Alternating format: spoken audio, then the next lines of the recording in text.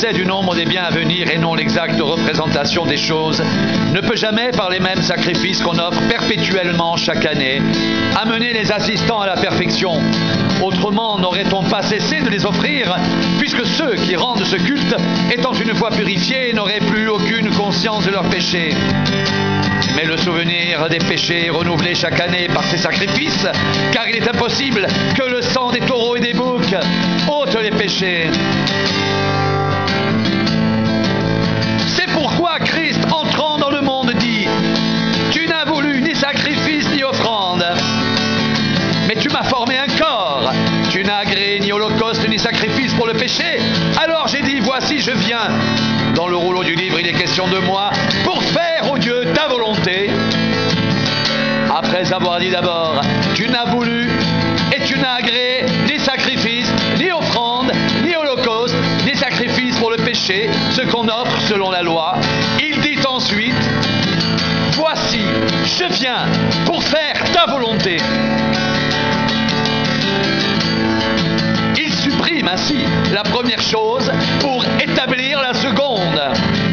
C'est en vertu de cette volonté que nous sommes sanctifiés par l'offrande du corps de Jésus-Christ une fois pour toutes. Et tandis que tout sacrificateur fait chaque jour le sacrifice et offre souvent les mêmes sacrifices qui ne peuvent jamais ôter les péchés, lui, Jésus, après avoir offert un seul sacrifice pour les péchés, s'est assis pour toujours à la droite de Dieu. Il attend désormais que ses ennemis soient devenus son marchepied, car par une seule offrande, il a amené à la perfection pour toujours ceux qui sont sanctifiés. C'est ce que le Saint-Esprit nous atteste aussi, car après avoir dit « Voici l'alliance que je ferai avec eux », après ces jours-là, dit le Seigneur, je mettrai mes lois dans leur cœur, je les écrirai dans leur esprit. Et il ajoute, et je ne me souviendrai plus de leurs péchés, ni de leurs iniquités. Or là où il y a pardon des péchés, il n'y a plus d'offrande pour le péché.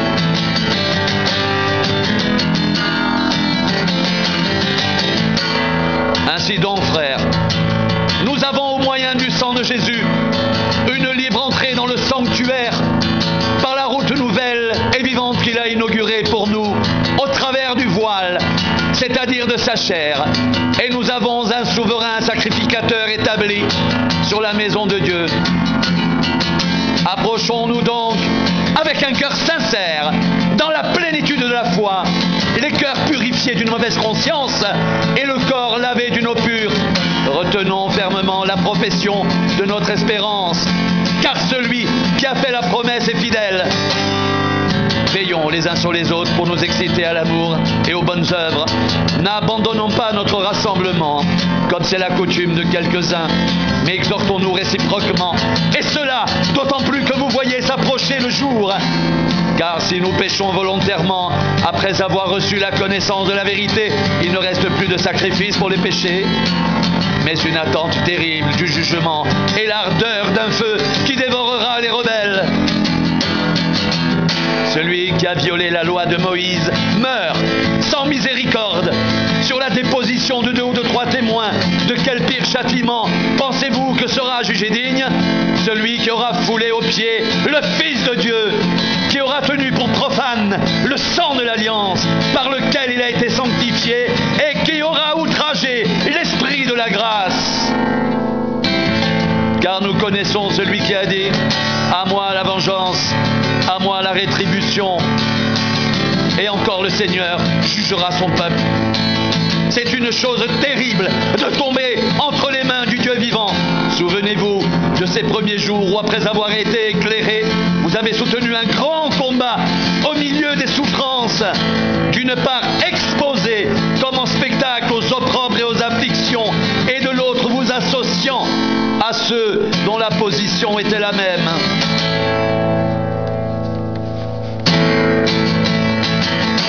En effet, vous avez eu de la compassion pour les prisonniers.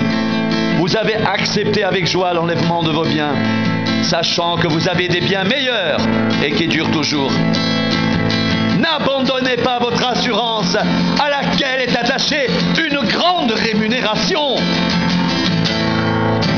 Car vous avez besoin de persévérance, afin qu'après avoir accompli la volonté de Dieu, vous obteniez ce qui vous est promis. Encore un peu et un peu de temps, celui qui doit venir viendra, et il ne tardera pas, et mon juste vivra par la foi. Mais s'il se retire, mon âme ne prend pas plaisir en lui. Nous ne sommes pas de ceux qui se retirent pour se perdre, mais de ceux qui ont la foi pour sauver leur âme.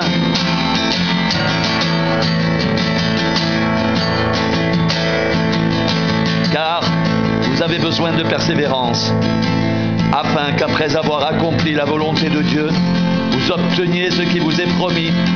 Encore un peu de temps, celui qui doit venir viendra, et il ne tardera pas. Et mon juste vivra par la foi. Mais s'il se retire, mon âme ne prend pas plaisir en lui. Nous ne sommes pas de ceux qui se retirent pour se perdre, mais de ceux qui ont la foi pour sauver leur âme. Et mon juste vivra par la foi. Et mon juste vivra par la foi.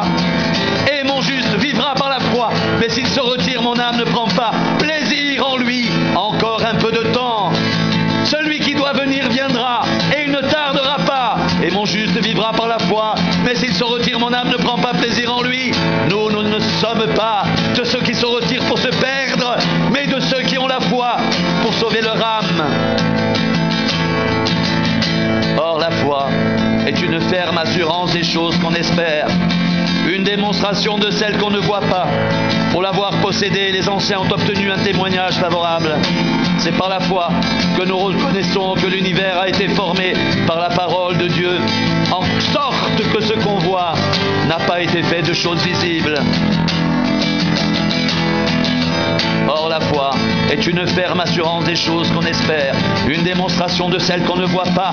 Pour l'avoir possédé, les anciens ont obtenu un témoignage favorable. C'est par la foi que nous reconnaissons que l'univers a été formé par la parole de Dieu, en sorte que ce qu'on voit n'a pas été fait de choses visibles.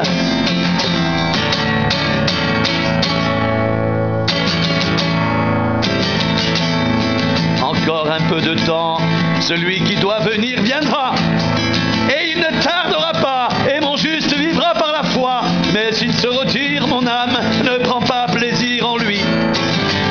Nous ne sommes pas de ceux qui se retirent pour se perdre, mais de ceux qui ont la foi pour sauver leur âme. Or, la foi est une ferme assurance des choses qu'on espère, une démonstration de celles qu'on ne voit pas. Pour l'avoir possédé, les anciens ont obtenu un témoignage favorable.